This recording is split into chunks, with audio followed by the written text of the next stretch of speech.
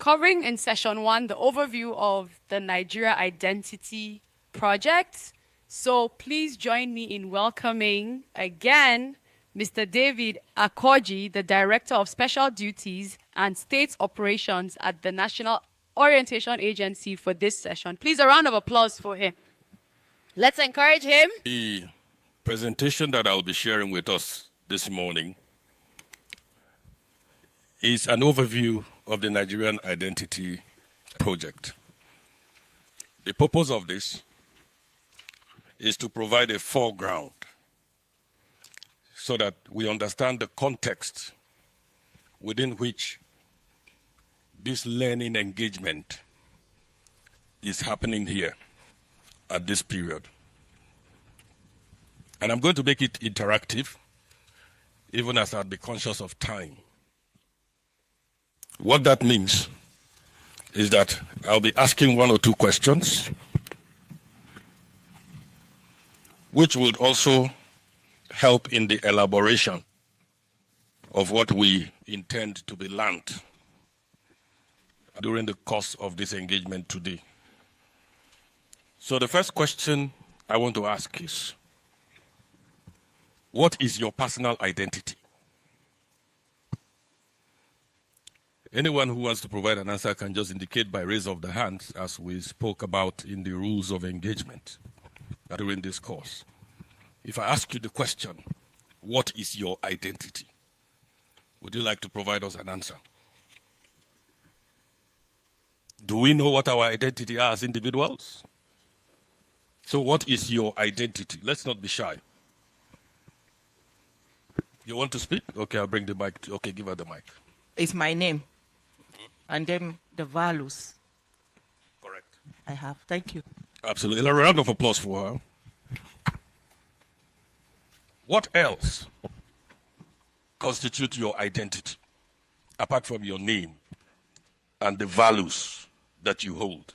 What else? Yes, there's a hand raised here. Yes, sir. Wing Commander J.M. Chua. I believe my identity are the qualities that uniquely identify me as an individual. Correct. That's part of it. I saw some hands raised over there too. Okay, you can keep, yes. Yes, also I think your identity first and foremost indicates where you come from. Like if you see some people by the tribal marks on their faces, you can easily say this is where they come from. Okay. I'm a Yoruba man, and I think anybody that sees me will see that I'm dressed like a Yoruba man. It's also part of the national identity. So symbols. Yeah. That's what he's talking about. The mark, the cloth, these are symbols, that add to the identity of an individual. I saw some hands raised over there. He spoke what you wanted to speak about? Okay then. So give him the mic. My name is Group Captain Chris Erundu. Well, my identity constitutes my belief system, indicating what I believe in. For instance, I believe in 2 religions. I believe in Christianity and in Islam. Thank you. So you see, identity is extremely important for the individual, for the family, for the community, and then for the nation, for a group of people. How is identity important for the family? I'm sure in the various communities where we come from, people can say, no, this family, they are very good people. Now, good is broad. If you break it down, what do you mean by this family is good? The people are able to explain to you the attributes that are associated with such a family, and that makes the community to define that family as a good family, and that becomes their identity. Similarly, there are families that have produced thieves, dishonest people. And so when you look at such families, you say, no, these families, they steal goats, they steal people's chickens and cows in the community. And that becomes a negative identity for the family. So families that are conscious of this make deliberate efforts to ensure that they cultivate the right kind of identity for their family. And this is passed from generation to generation to generation. Can you see how important identity is? In what way is identity important to a community? There are communities that people are afraid to enter because of their practices. Because terrible things that they do, they are not welcoming to visitors. If you get lost and you enter such a community, the likelihood of you coming out alive is very low. There are communities across Africa and the rest of the world. And so those people form a kind of identity for themselves. In Nigeria, as a country, we are said to be the happiest people in the world, in spite of all our challenges. They also say that we are very welcoming to visitors. When international visitors come to Nigeria, they live very happy. You know, that's a part of our identity. So now we're talking about national identity. What is the identity that the Americans have carved for themselves? Can anybody share? Any component, any element of the American identity that you have noticed that you can share with us? Please give her the mic. Be on the watch out. A dangerous society for the youth especially. Okay. That's one perspective. Anybody else has another perspective? Okay, since I have a mic already, I can say, I could say something. I think America, they capture an image of freedom. Freedom. They optimize freedom. Freedom. Everyone. That's a component of the American dream, what they call the American dream. Yes. Okay, they respect, they value their citizens wherever they are. That's an identity. Wherever an American is, if he runs into trouble, America will come there and collect their citizen. Yes, please give him the mic. Give the general the mic. I think the Americans also believe in their religion, Christianity, as encapsulated in on their currency, in God we trust. And another thing is their national power, as represented by their military. Absolutely. Correct. Have you ever watched a war film where America lost? You haven't. So what does that imply? It means that even the movie industry supports the narrative about the identity of the American, of America. Yes. The love of the nation and the belief that it's only one America. God bless Nigeria. Patriotism. All right, I thank you very much. Now we want to ask ourselves the question, what does a national identity mean? What does it mean? A national identity is the sense of belonging and shared values that define a nation and its people. It is the collective we that distinguishes one nation from another. And in the course of the answers that we have given to these questions, we have spoken to that collective we, you know, as it relates to a nation. What are the key components of a nation's identity? It includes shared history. What is our shared history as Nigerians, irrespective of our religion, tribe, region, and other dividing lines? Our shared history is we emerged from colonialism. And that's a history that we share with almost all the countries in Africa except for Ethiopia, I think.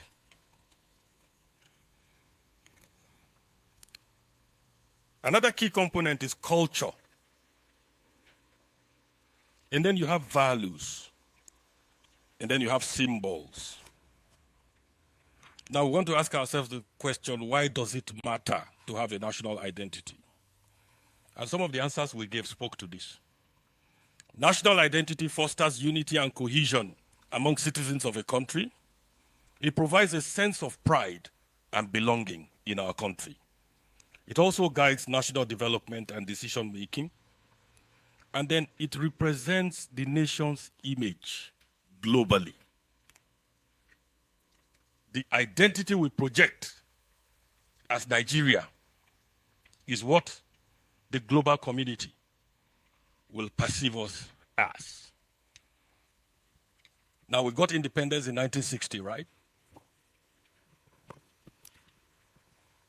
Since 1960 to date, have we come together to identify a set of,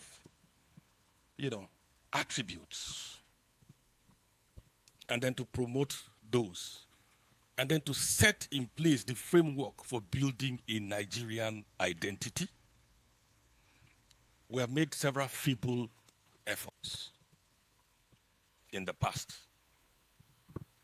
And if I call out some of those efforts, you will remember them. Good people, great nation. Do the right thing, change begins with, do the right thing, transform Nigeria. And then change begins with me. And then people begin to ask, why must it begin with me? Why doesn't it begin with you? Why doesn't it begin with the leaders? Why must change begin with us, the followers? These are some of the questions we have encountered. So in the current dispensation, we have interrogated all the efforts that we have made in the past. And by the way, let me just tell you a bit. National Orientation Agency has a mandate in this regard. National Orientation Agency has a mandate to communicate government policies, programs, and activities, to sensitize citizens to embrace better values, better behaviors, to encourage democracy as the preferred system of governance, to encourage cohesion and national integration. All of these are embedded in our mandate, as part in the law that established the National Orientation Agency. And so over the years, we have come out with some of these slogans and attempts that I described to you. And yet, Nigeria is asking, what is National Orientation Agency doing? That happened even here today. I was listening carefully, when the discussions around expectations from the course was going on. I think one of the officers said, I want to hear what National Orientation Agency is doing. So we did some bit of research and then interrogated some of the causes why these previous efforts may not have succeeded the way we wanted them to succeed. And we found out that there were about 2 or 3 missing links, gaps. Now, one of those gaps is the fact that we were always focused on the people,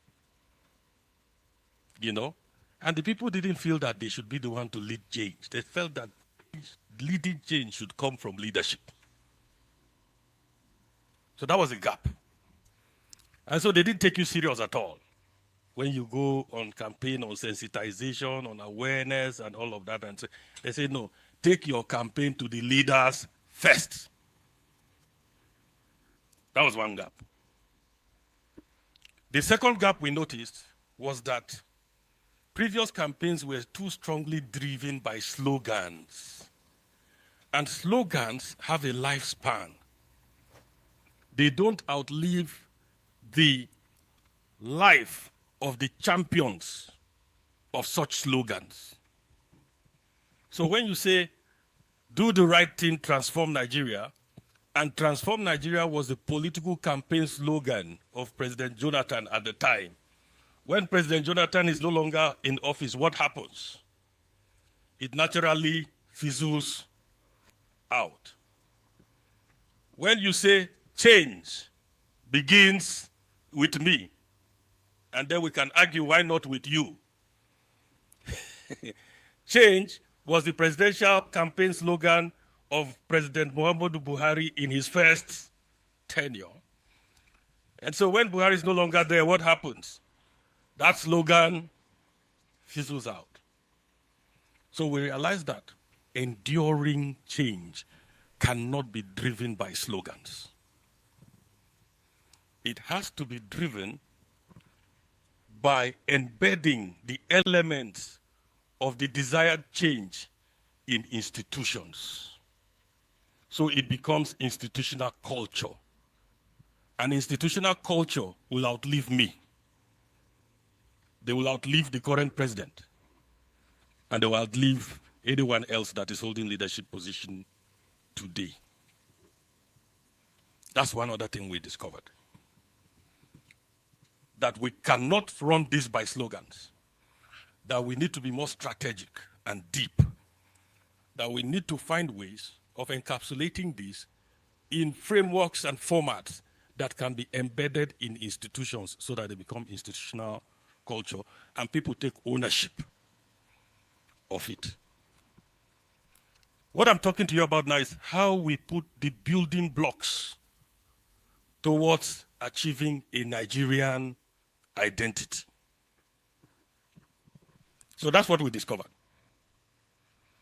The other thing we discovered, again, resonated from feedbacks that we're getting in our many sensitization and awareness campaigns. What was this feedback? I think that also played out in the course of the conversation when we're introducing ourselves and talking about expectations. Someone mentioned the youths. Say the youth don't believe in our country. They don't believe in what we are doing. But then I ask you a question. Do they believe in America? Oh, yes. That's why you have the Japa syndrome. That is why you have the Japa syndrome. So how have we come to a place where our youth believe in America more than they believe in their own country? So there's a challenge. How is it? And then let me foreground that with this intervention. A lot of the violence, the killings that we see happening in this country, do you know that it happens in America too? In worse forms, in some instances.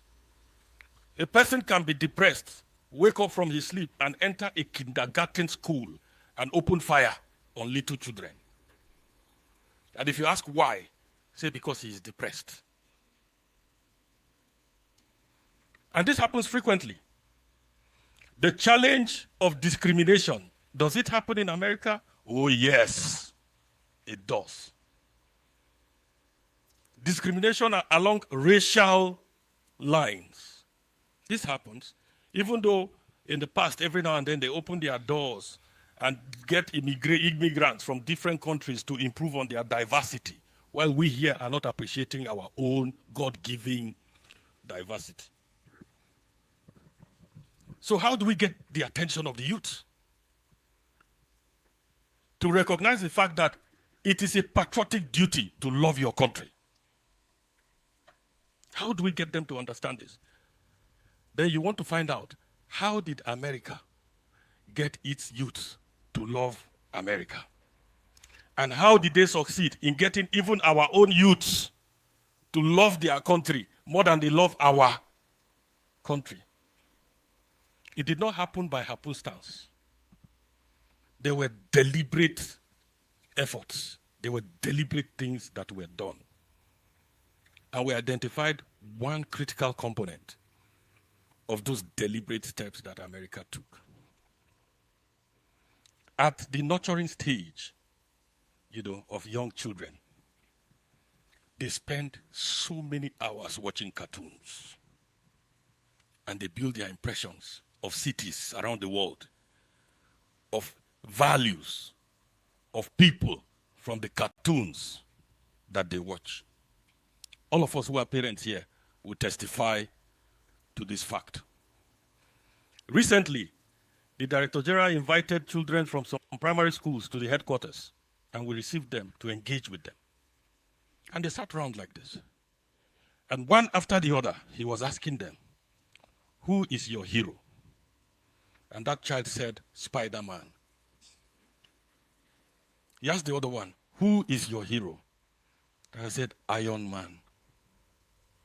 He asked the other one, who is your... And they kept calling the names of all these characters in the cartoon. Have you ever heard about New York City? Oh, yes. They have skyscrapers, they have this, they do that. That child could describe New York City, but he cannot describe Abakaliki or Mekbudi or Owerri, depending on which part of the country he.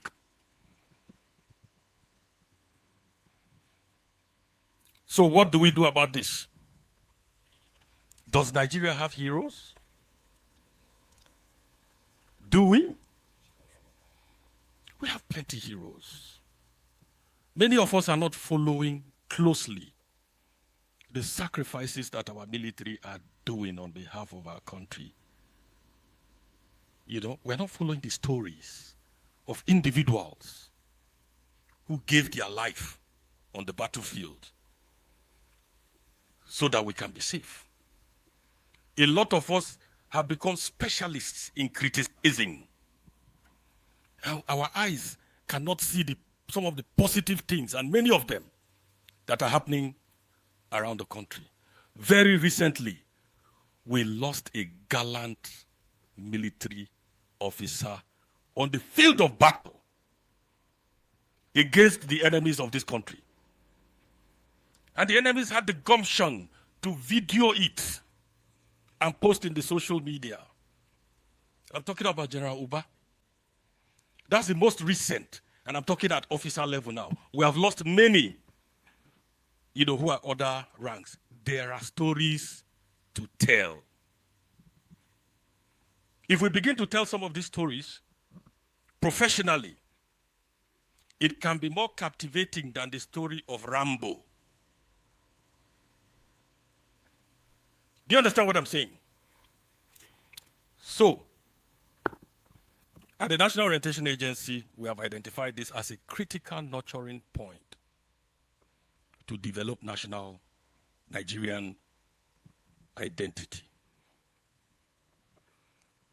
So, what have we done? In crafting the Nigerian identity, we knew that we had to start from the level of policy at the highest level. And so the National Orientation Agency took a proposal through the Federal Ministry of Information and National Orientation to the Federal Executive Council. The Federal Executive Council is where the president, all the ministers, the secretary to government of the federation, all those people sit to make decisions for the country. And one of the things we put in our proposal is we wanted the Federal Executive Council to approve that 70% of the cartoon content that our children watch in this country must be local. They must tell our stories. They must promote our local heroes. There are heroes in civil society. There are heroes in the media, journalists who died in active service. There are heroes in the civil service. We have heroes in every sphere of human endeavor in this country, but their stories are not being told. And so our children are learning more about foreign heroes than they are about our heroes. And so they are embracing the identity that other countries have imposed on us through this media, social media, traditional media, and all of that. And so once we took this decision, and the federal government, Federal Executive Council approved it, we said, okay, so now we have created a space. We've expanded it. How do you feel it? And I started with my young son at home, 8 years old. And I told him, very soon, we're going to stop you from watching Spider-Man, Iron Man, and all these men that you have been watching for some years now. And you are going to start watching our own heroes. And he said, who are our heroes?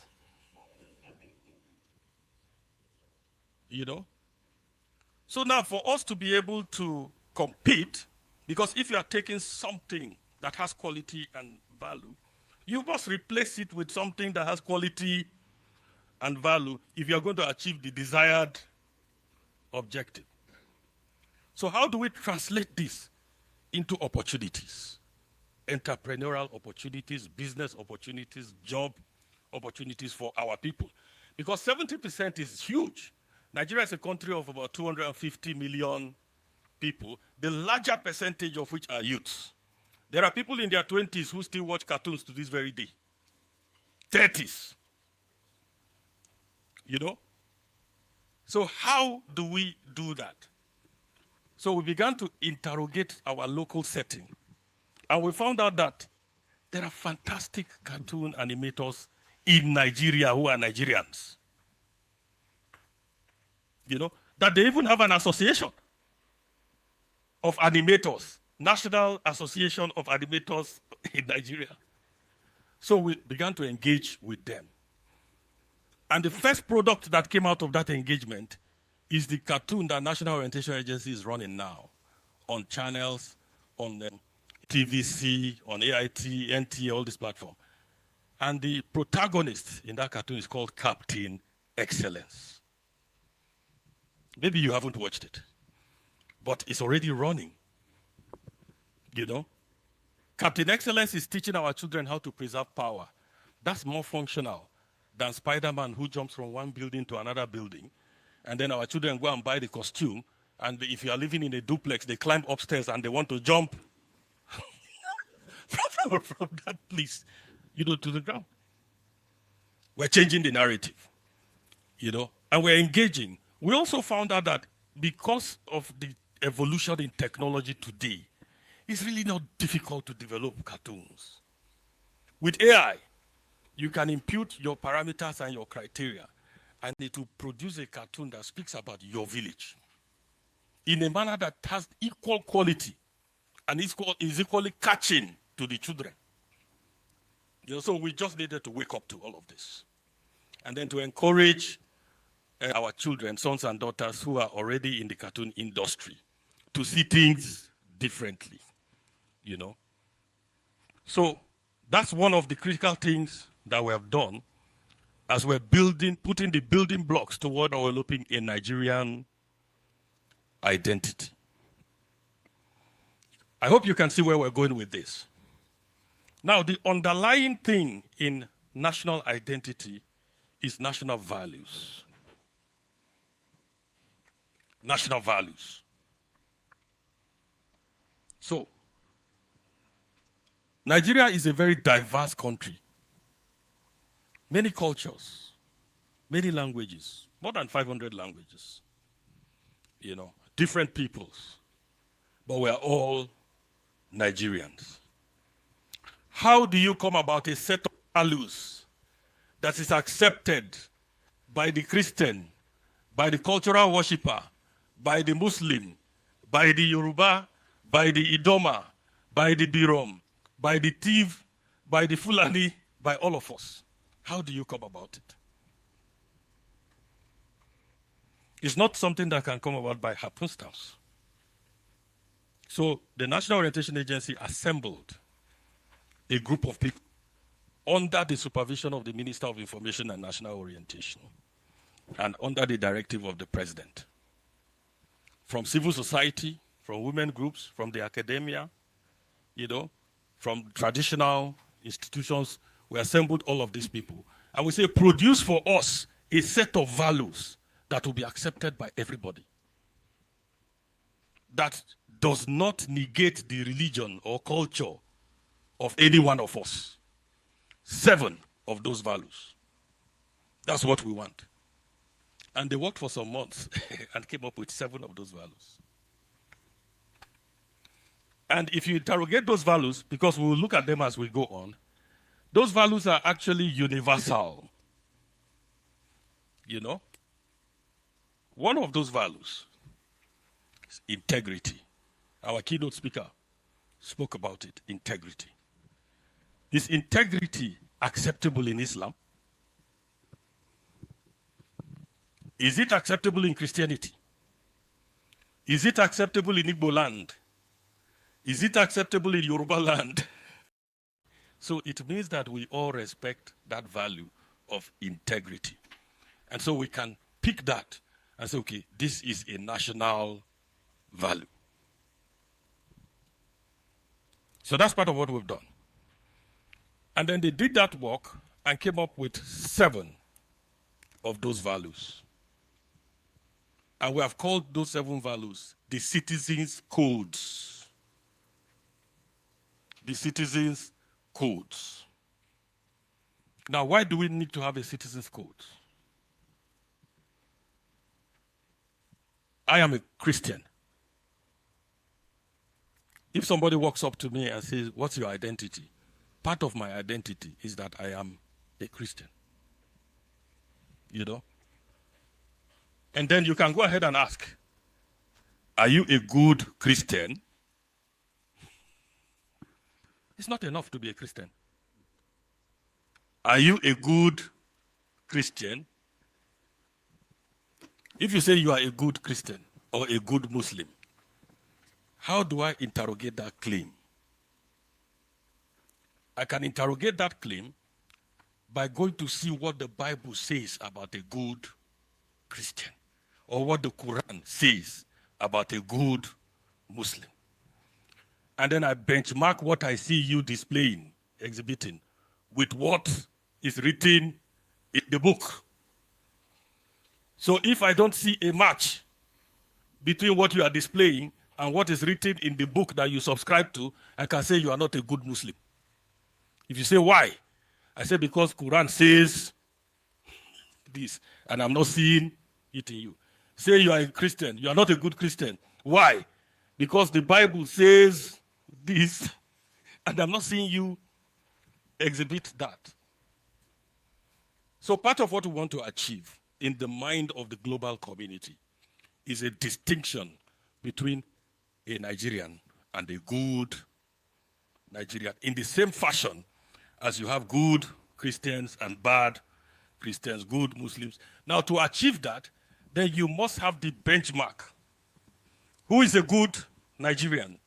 A good Nigerian is a person who exhibits the 7 citizens' codes.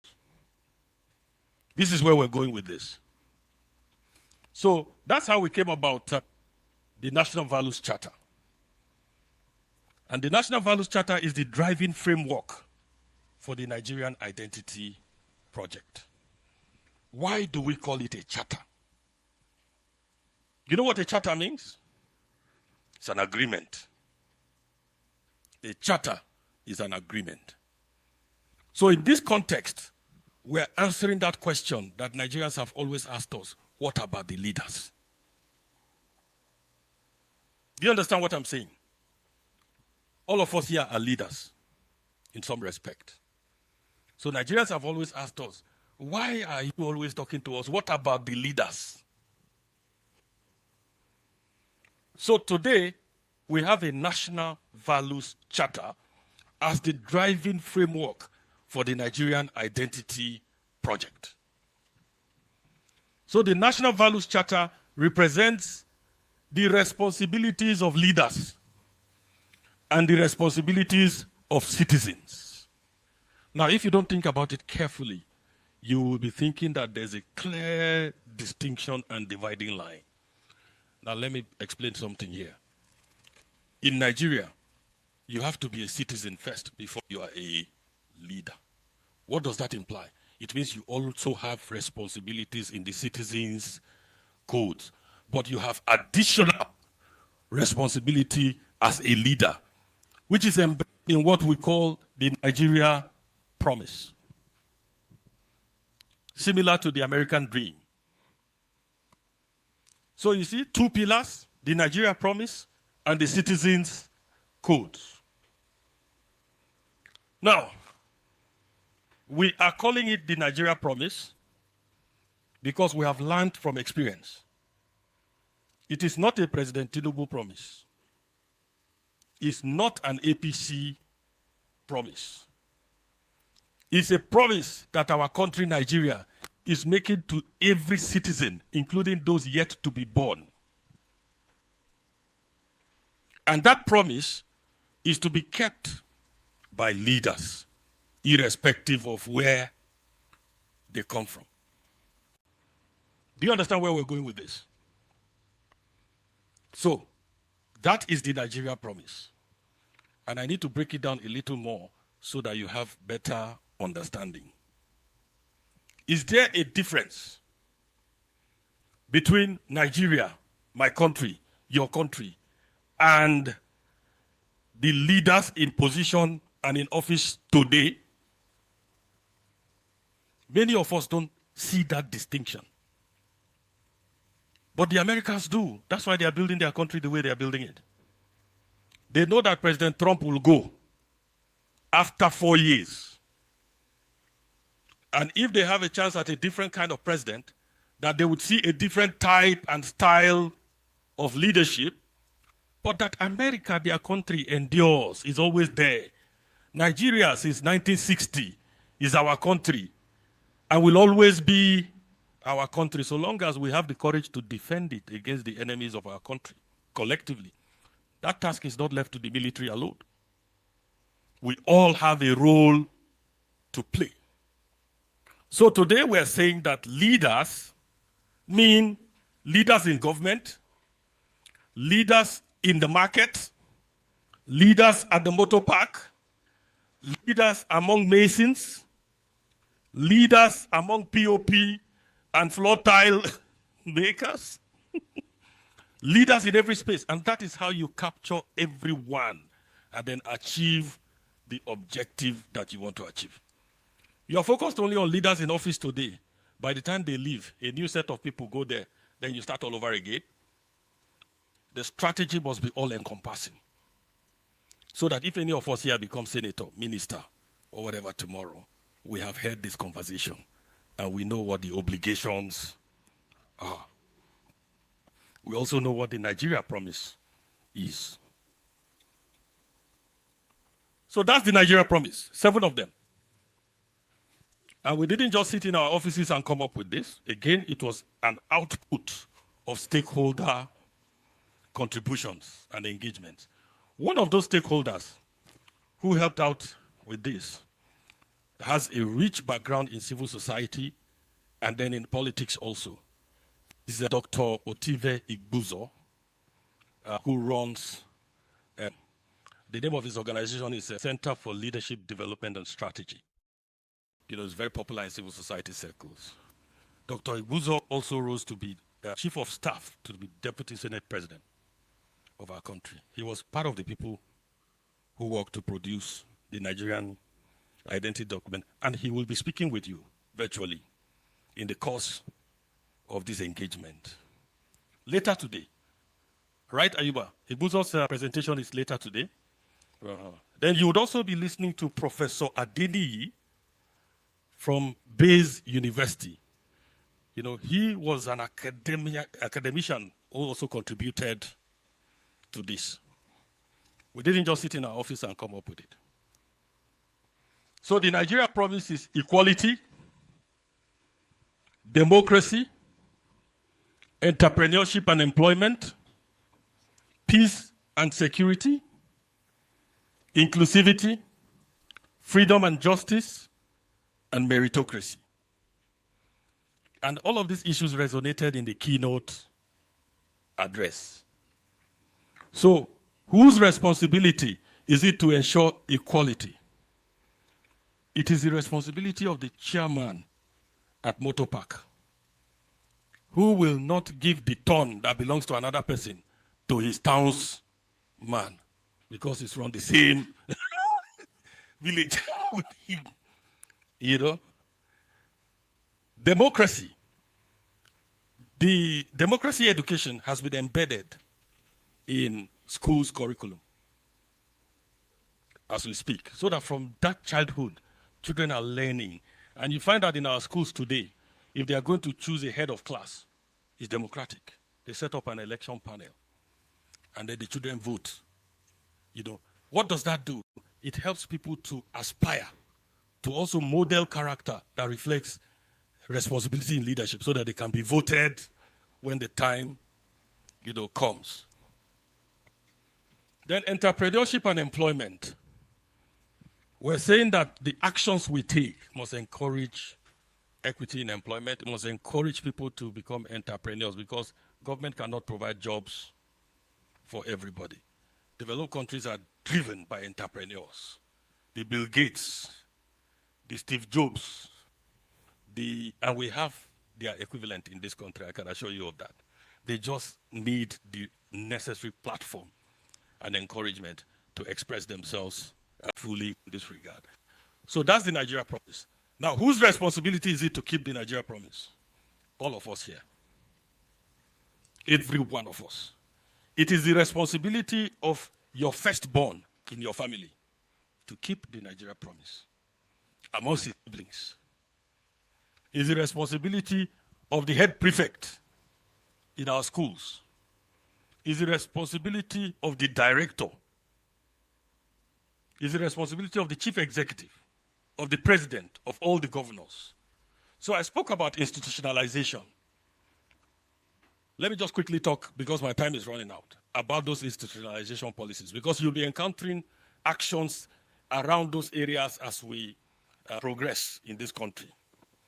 One of the things we have done is we have gotten the Federal Executive Council to approve that if you are appointed into any leadership position in this country, you must go through this course that you guys are going through now before you assume office.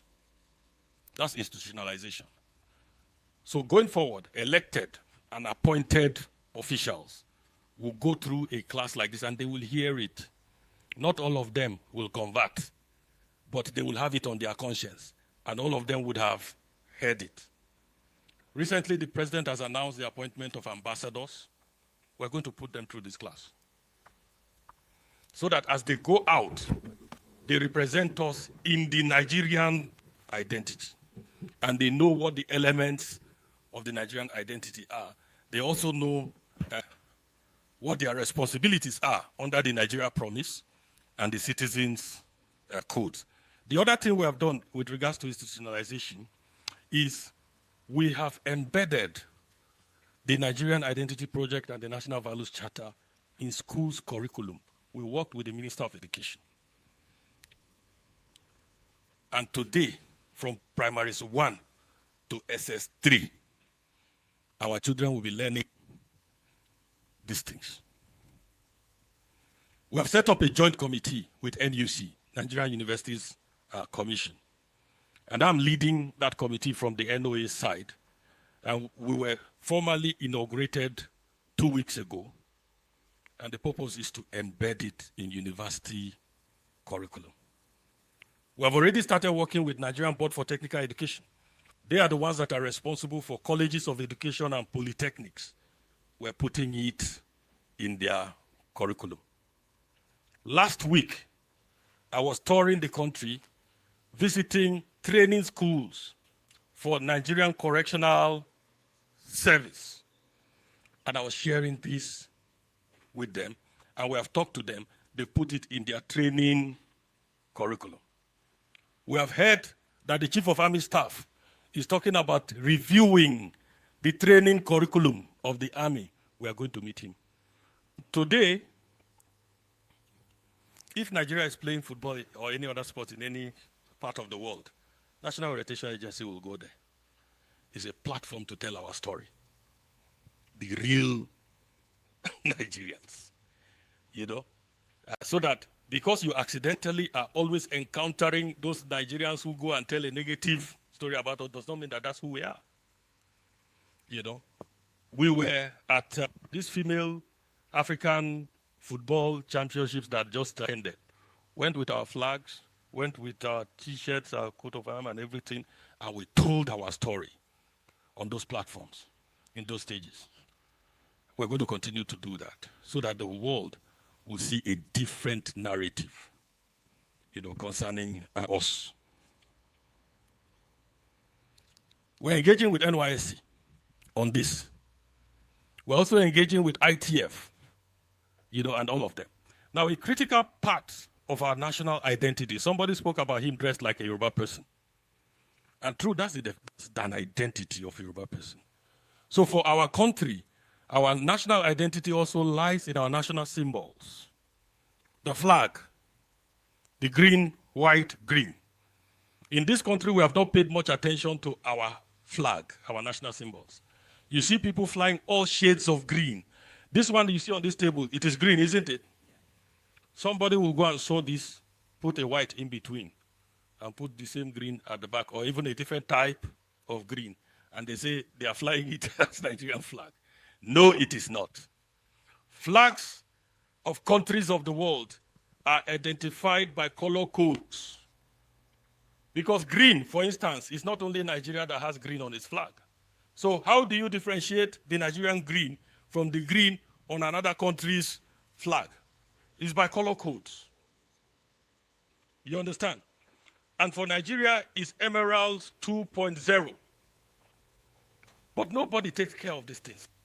Is careful about it. We just think people just put any green and any white. You could very well be flying the flag of a different country, and in your mind you think you are flying Nigeria's flag. So we're promoting the right colors, the right usage of all our national symbols. We're doing this from primary to secondary all the way. It's part of what we're going to be teaching. Part of what we're embedding in the curriculum. So to build a nation that is functional for all of us, we must model national values daily. It's extremely important. And today we know what the national values are. We must model them. We must support Nigeria reintegration and civic education. This, the keynote paper also spoke about. We must apply the values that we have learned about today in decision making. We must resolve dilemmas with integrity and fairness, not favoritism. So this is where we're headed. And this is the reason why we're having all of these engagements. And this is the reason why today we are seated at the fourth in the series of the National Values and Leadership course. So you can see that it's a very serious thing. The future of our country depends on how we succeed with this. And we all have roles to play. We all have a responsibility. I thank you very much.